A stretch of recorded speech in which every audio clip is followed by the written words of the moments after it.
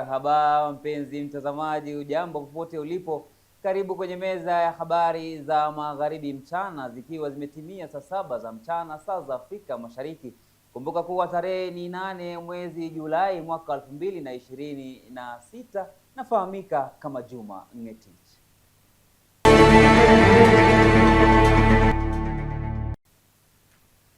Tunaangalia taarifa ambapo serikali ya kaunti ya Kakamega imefanikisha kufuzu kwa wanafunzi 168 chini ya mpango wa kitaifa wa kukuza uthamini wa kilimo kupitia programu ya Farmer Field and Business School. Wakufunzi hao sasa watatoa mafunzo ya kilimo cha kisasa kwa wakulima zaidi ya 5,000 kote kaunti hiyo ya Kakamega. Hatua hiyo inalenga kuimarisha usalama wa chakula na kuongeza uzalishaji wa kilimo.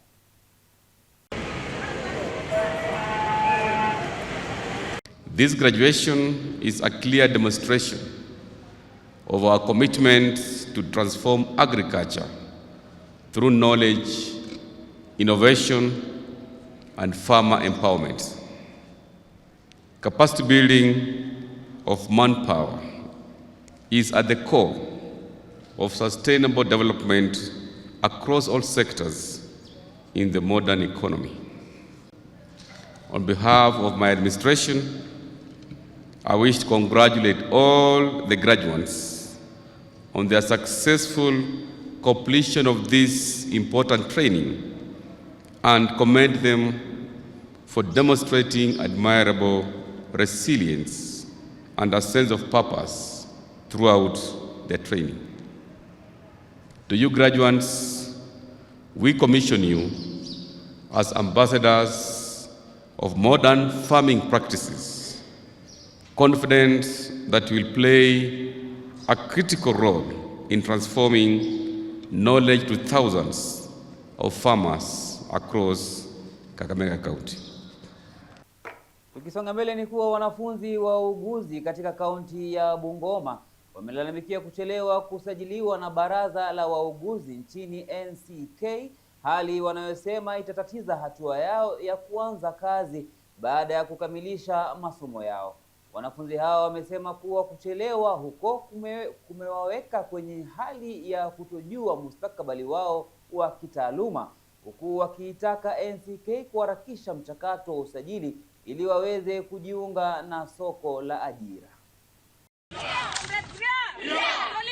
For us, we just need to plead with the CS for Health, Honorable Duale, to come to our rescue, because we can't imagine graduating and having to wait for 3 years for you to be licensed to practice nursing. So the problem came with the Nursing Council of Kenya.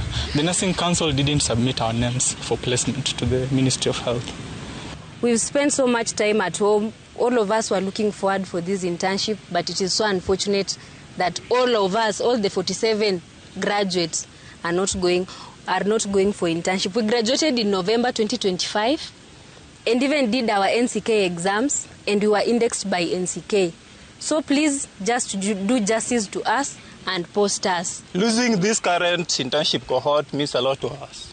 First, we will not get our license in time. We will need to wait another year. 2 years. This year, if we lose, then we need to work for another 1 year to get our license, because you need to go for internship for 12 months. Tukisonga mbele mtazamaji, ni kuwa watu wawili wamekamatwa katika mji wa Kimilili, kaunti hii ya Bungoma, kwa tuhuma za kuharibu mifumo ya simu za M-Kopa na kuhusika katika mtandao wa wizi wa simu za mkononi. Kwa mujibu wa polisi, uchunguzi wa awali unaonyesha kuwa washukiwa hao walikuwa wakibadili mifumo ya simu hizo ili kuwezesha zitumike bila kukamilisha malipo ya M-Kopa kabla ya kuziuza kinyume cha sheria. We managed to track one of the phones ambaye ilituongoza kwa duka fulani ambaye inaitwa Youngest Electronics Shop.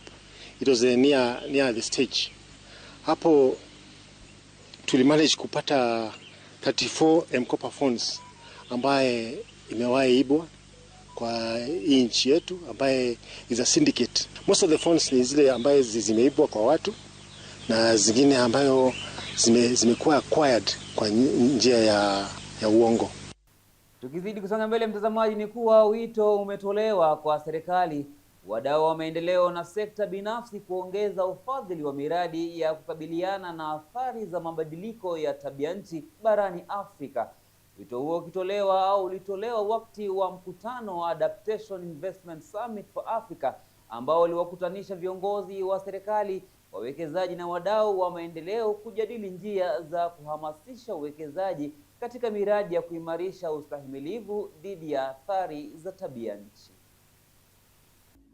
We are now narrowing down to a particular call of action, and it is based on 3 facts. Number 1 is that such an event needs to happen again, but not just as an event. It needs to be a process that culminates into certain decisions that can improve access to climate adaptation finance.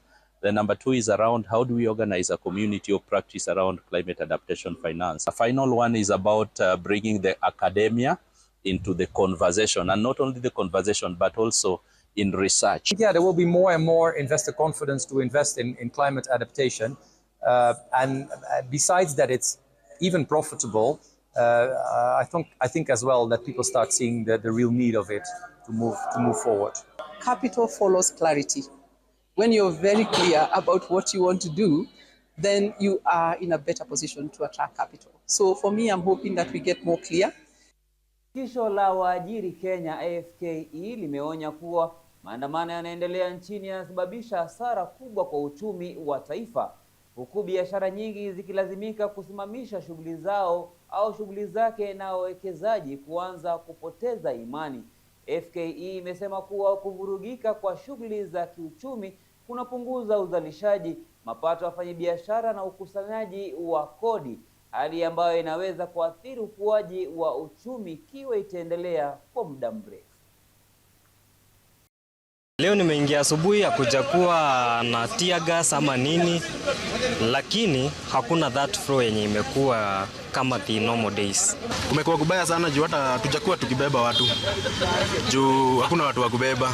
So imekuwa ni noma sana. Kuna customer tumepata na imekuwa ni ngoli. But tunaomba tu watu waache hii mambo ya maandamano ishe. Tugoje hadi election ifike. Kazi leo imekuwa chini. Watu wameogopa hawajakuja. Kazi yetu ni hii. Tunagara ukanga huku, customer akinunua sisi tunambebea. Kwa siku na udaga kama 1000 ama zaidi kulingana na kazi vile iko. Lakini leo niko na chooni. Nimeenda kasikuodi moja hapa Mangu. Hakuna ingine. Customer hadi mzigo anaogopa tu kupebeana hadi kwa gari. Sadakta mpenzi mtazamaji, shukran kwa kuzidi kuwa nasi toka mwanzo hadi sasa, ambapo nakwenda kupunga unyunyu. Nikirejea nitakuwa na taarifa kwa kina. Usibanduke.